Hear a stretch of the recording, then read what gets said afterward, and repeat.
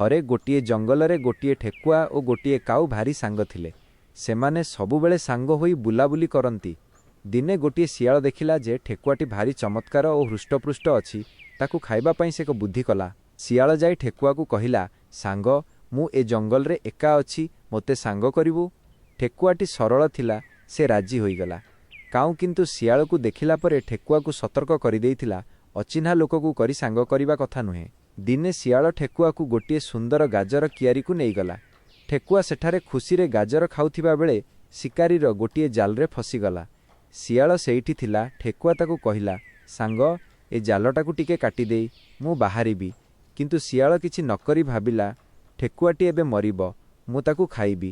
ସେ ଗୋଟିଏ ଗଛ ପଛରେ ଲୁଚି ରହି ଠେକୁଆର ମୃତ୍ୟୁକୁ ଅପେକ୍ଷା କଲା। କାଉର ସାହାଯ୍ୟ ସବୁ ଦେଖୁଥିବା କାଉଟି ଠିକ୍ ସମୟରେ ସେଠାରେ ପହଞ୍ଚିଗଲା। ସେ ଠେକୁଆକୁ କହିଲା, ସାଙ୍ଗ, ତୁ ଯେମିତି ମରିଗଲା ଭଳି ନିଶ୍ଚଳ ହୋଇ ପଡ଼ି ରହ। ଶିକାରୀ ଆସିଲା ବେଳେ ମୁଁ ଗୋଟିଏ ସଙ୍କେତ ଦେବି, ତୁ ଝଟ୍କିନା ଡେଇଁ ପଳେଇବୁ।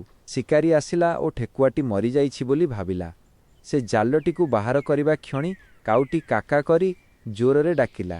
ଠେକୁଆ ତୁରନ୍ତ ଉଠି ଜୋରରେ ଦୌଡ଼ି ପଳାଇଲା। ଶିକାରୀ ରାଗିଯାଇ ଗୋଟିଏ ବାଡ଼ି ଫିଙ୍ଗିଲା, ଯାହା ସିଧା ଯାଇ ଲୁଚିଥିବା ଶିଆଳ ମୁଣ୍ଡରେ ବାଜିଲା।